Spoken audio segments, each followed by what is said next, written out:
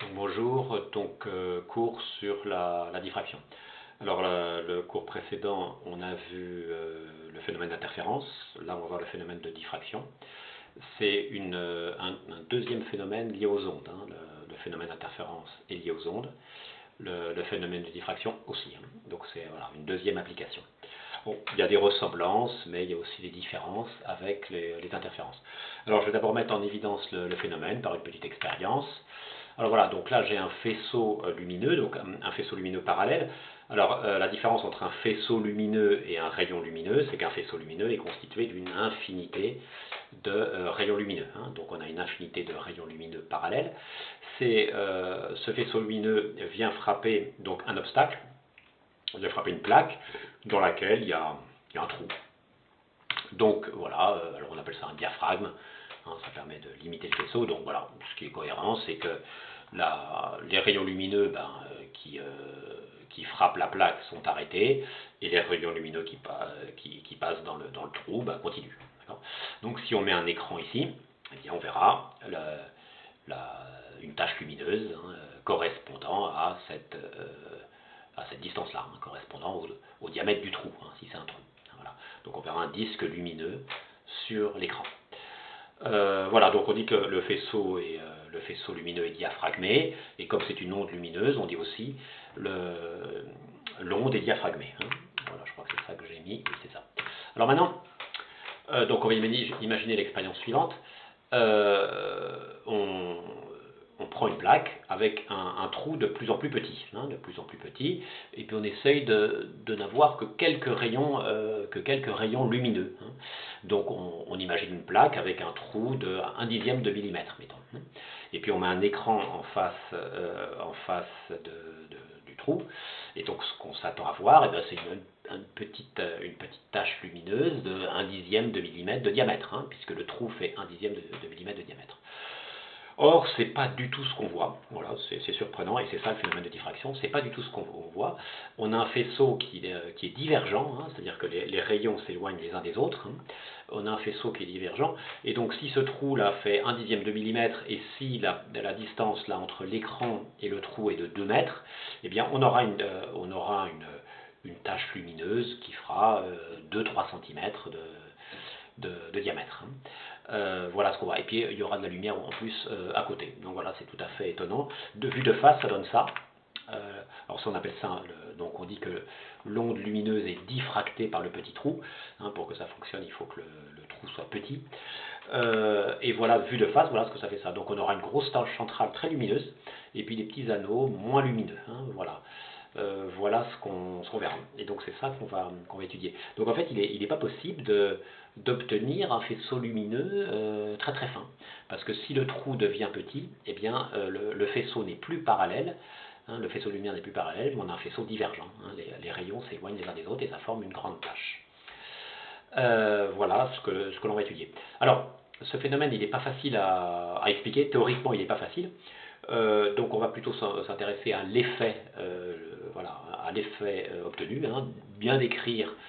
Alors cette figure, on appelle ça une figure de diffraction, bien décrire la figure de diffraction, voir dans ces deux cas-là, quand est-ce que l'onde est seulement diaphragmée et quand est-ce que l'onde est diffractée, hein, voilà, dans quel cas on a ça et dans quel cas on a ça. On va s'intéresser surtout à ça. Alors je donnerai une petite explication quand même sur le phénomène, c'est lié aux interférences, hein. Alors voilà, ce qu'on va faire pour l'instant, on va voir plusieurs types de figures de diffraction selon ce que l'on met devant le faisceau lumineux, hein. Voilà. Bon. Voilà, donc ça porte un nom, effectivement, on appelle ça la tache centrale. Alors, si à la place d'un trou, hein, donc dans le cas précédent c'était un trou, hein, trou très petit, hein. Si à la place d'un trou je mets une fente très petite, alors c'est une vue de dessus, et donc sur l'écran voilà ce qu'on verra, hein, on verra des franges, hein, voilà. Donc vous voyez, ça ressemble un petit peu à la figure d'interférence, hein, on a des franges, mais donc la différence entre les deux, donc il faut connaître la différence, c'est que dans la figure de diffraction, on a une tache centrale importante, et après on a des franges qui ont des largeurs moins grandes, hein, 2 fois moins grandes, hein. Donc une large tache centrale, et de part et d'autre des franges de dimension moitié moins grande, hein, voilà, de part et d'autre. Voilà, tandis que dans la figure de diffraction, dans la figure d'interférence, les franges avaient une épaisseur égale. Alors maintenant, si à la place de mettre une fente très petite, mettons, on avait une fente de 1/10 de millimètre, eh bien on met un fil de 1/10 de millimètre ici, hein, donc il n'y a pas ça, on met un fil, juste un petit fil, voilà, c'est ce que j'ai dessiné là, donc la tâche centrale, voilà, on met un petit fil, donc bien sûr il faut que le faisceau de lumière soit un petit peu plus large que le fil, hein. Voilà, donc c'est un fil très fin. Eh bien c'est surprenant, mais on a exactement la même figure qu'avec la fente, hein. Donc si on a une fente de 1 mm et on a un fil, pardon, si on a une fente de 1/10 de millimètre et un fil de 1/10 de millimètre, on obtiendra exactement, c'est étonnant, la même figure de diffraction. Voilà, on va expliquer un petit peu après, hein. Alors, c'est la tâche centrale. Alors, les figures de diffraction, on peut les observer donc sur un écran, en réalité, mais on peut les observer aussi sur une courbe, hein, exactement comme pour les interférences. Pour ça, il faut tapisser l'écran de photodiodes, hein, de capteurs photosensibles. Ces capteurs sont reliés à un ordinateur et on verra la courbe suivante apparaître. Autrement dit, qu'est-ce que ça veut dire ça? Donc ici, on a l'écran, hein, ici, l'écran. Donc ici on a la tâche centrale très lumineuse, hein, sur l'écran, et puis ici toutes les petites franges lumineuses secondaires, ici, hein. Donc on voit bien que la tâche centrale, là, vous voyez, elle a cette distance là, et les autres franges, eh bien, elles sont moitié plus petites, hein, on le voit bien ici. Donc sur cette courbe, donc, en ordonnée, eh bien, on a l'intensité lumineuse. Et donc, qu'est-ce on se rend compte que l'intensité lumineuse au centre, là, est beaucoup plus grande que l'intensité lumineuse à la périphérie. Donc, on va s'intéresser, nous, à cette partie-là, hein, de la figure de diffraction, hein. Les tâches secondaires, on ne va pas s'en occuper, on va faire comme si elles n'existaient pas, hein. Donc, voilà la figure d'interférence, hein, que l'on voit, hein. La figure d'interférence, c'est ça, la tâche centrale, les franges secondaires, et on va s'intéresser qu'à la tâche centrale, puisque l'intensité lumineuse est beaucoup plus grande que pour les tâches secondaires. Donc voilà, il faut s'habituer à ce genre de courbe, hein. Il y a deux façons de voir une figure de diffraction, soit par le spectre sur l'écran, hein, l'image sur l'écran, ou soit avec cette courbe, donc en abscisse, donc l'écran, hein, la position de chaque point de l'écran, et en ordonnée, l'intensité lumineuse. Bon, alors on va voir un autre exemple maintenant de figure de diffraction. On a vu des figures de diffraction, on a vu avec des ondes lumineuses, mais quelles que soient les ondes, la diffraction se produit, puisque la diffraction c'est un phénomène qui est lié aux ondes, hein. C'est un phénomène ondulatoire, alors oui, quand même, qu'on explique. Alors pourquoi c'est un phénomène ondulatoire? Parce que si on considère les rayons lumineux, pas comme une onde, mais comme des rayons lumineux, on ne voit vraiment pas pourquoi ça ferait ça, hein. Les rayons lumineux qui frappent la paroi sont stoppés, les rayons lumineux qui continuent, qui passent à travers le trou continuent, et on devrait obtenir, si on considère la lumière comme des rayons lumineux, on devrait obtenir une petite tache lumineuse de dimension exactement identique à la dimension de la fente, ce qui n'est pas le cas. Donc la description de la lumière comme des rayons lumineux n'est pas suffisante. Pour expliquer ça, pour l'expliquer, il faut considérer la lumière comme une onde.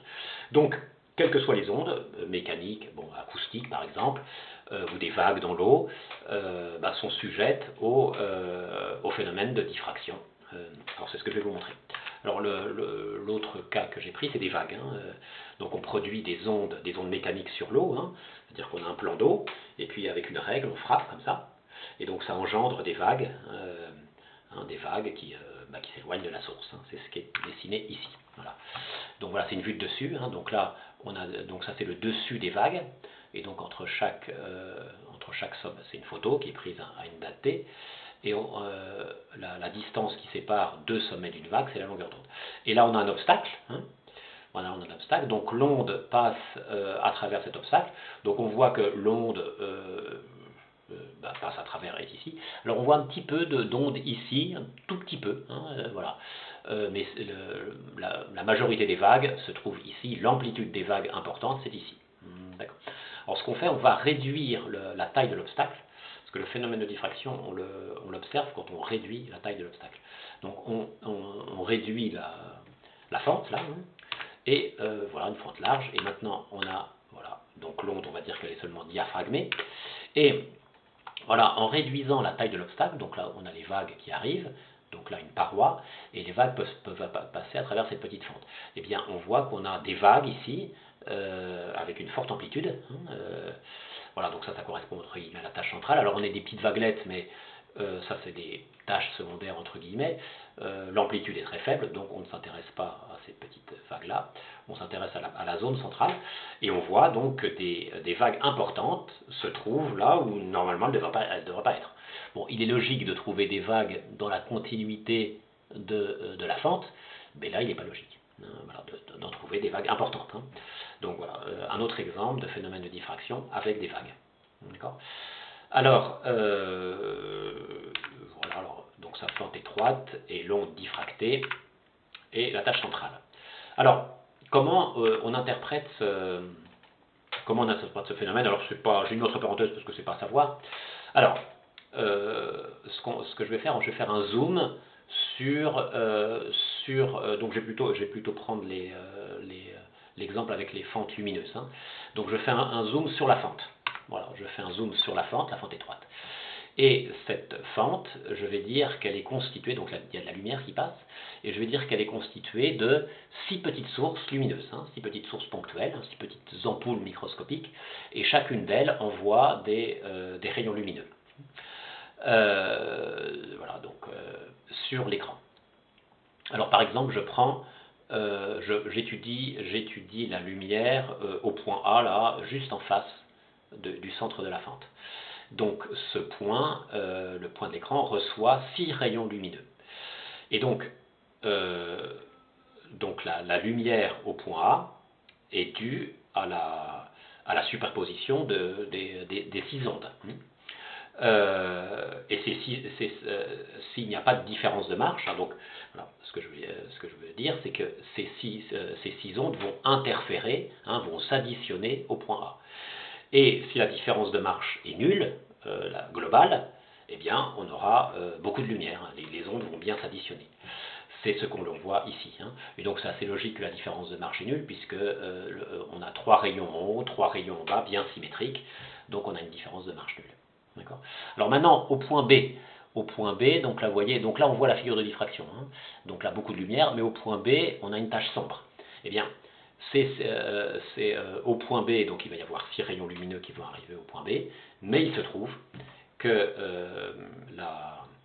la différence de marche est égale à un nombre demi-entier de longueur d'onde, donc on a des interférences destructives. Il se trouve, voilà, que les ondes, globalement, elles sont en opposition de phase. Voilà. On a 3 ondes en phase, 3 ondes en opposition de phase, donc on a des interférences destructives. Voilà, c'est ça l'idée, hein. Et donc du coup, au point C, eh bien, on voit une petite bosse, hein, donc ça veut dire que c'est un peu éclairé. Donc là, on peut dire que les ondes, ça crée des interférences constructives partiellement. Voilà, hein. Voilà, ça c'est l'explication. Alors, mais bref, ce qu'il faut retenir, c'est que, premièrement, le phénomène de diffraction est un phénomène ondulatoire dû aux ondes.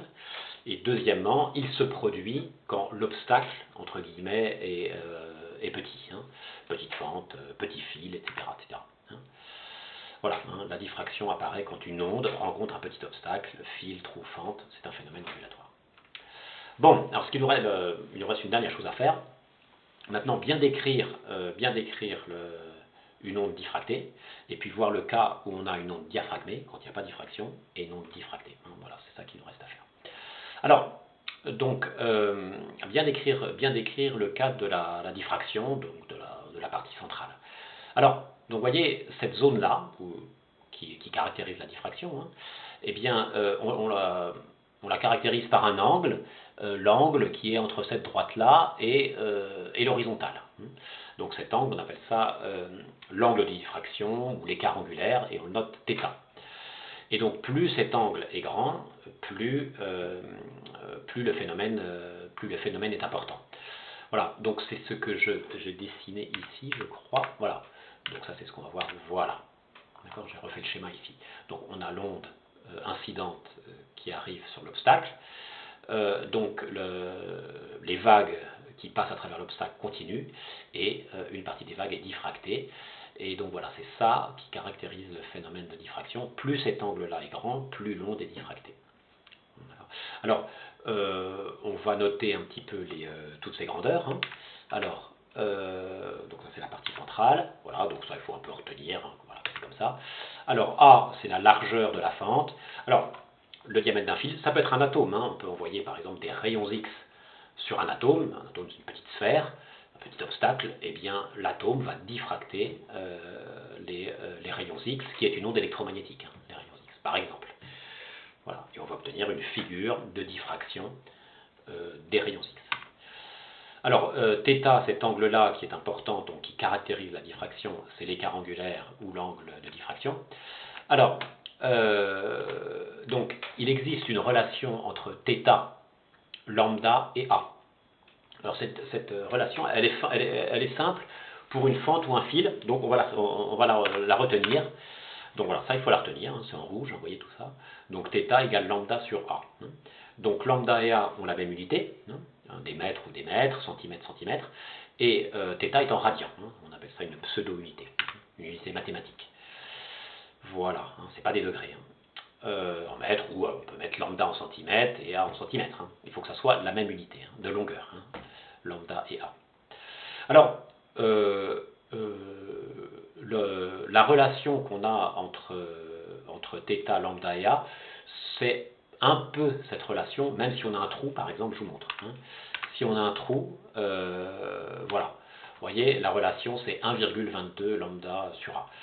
Donc en gros, d'une façon générale, quel que soit l'obstacle, on a θ qui est en gros égal à lambda sur A. Mais bon, on retient pour un fil et une fente ceci.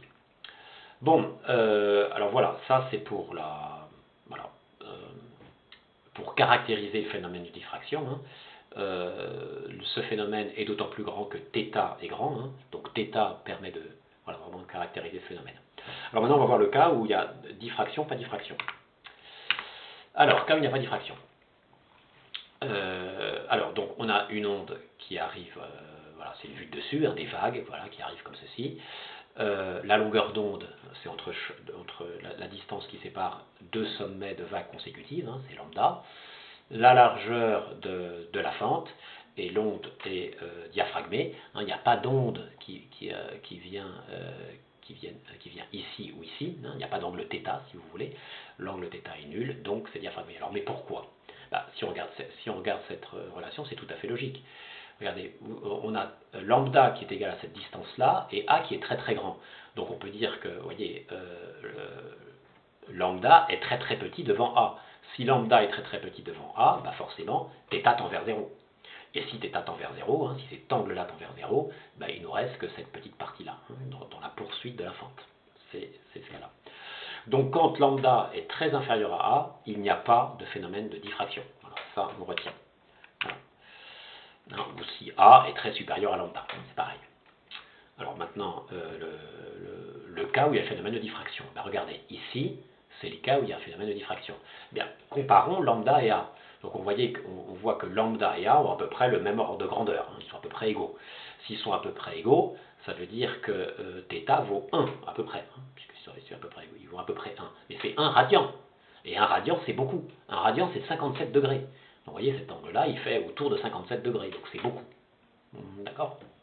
Donc ce qu'on peut dire, c'est que si lambda et A sont du même ordre de grandeur, eh bien le phénomène de diffraction est visible, il est très visible. D'accord? Voilà, donc ça, on l'écrit donc. Voilà. L'onde est diffractée si lambda et A ont le même ordre de grandeur.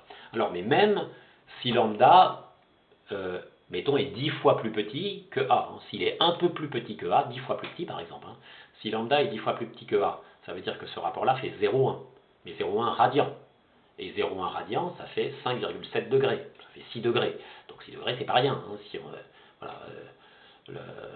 on s'éloigne de l'obstacle, eh bien, on verra quand même le phénomène de diffraction. Donc en gros, l'onde est diffractée si lambda et A ont le même ordre de grandeur, ou si lambda n'est pas trop petit devant A. Je crois que c'est ce que j'ai mis. Voilà, n'est pas trop petit devant A. Eh bien, je crois, oui, cette leçon est terminée.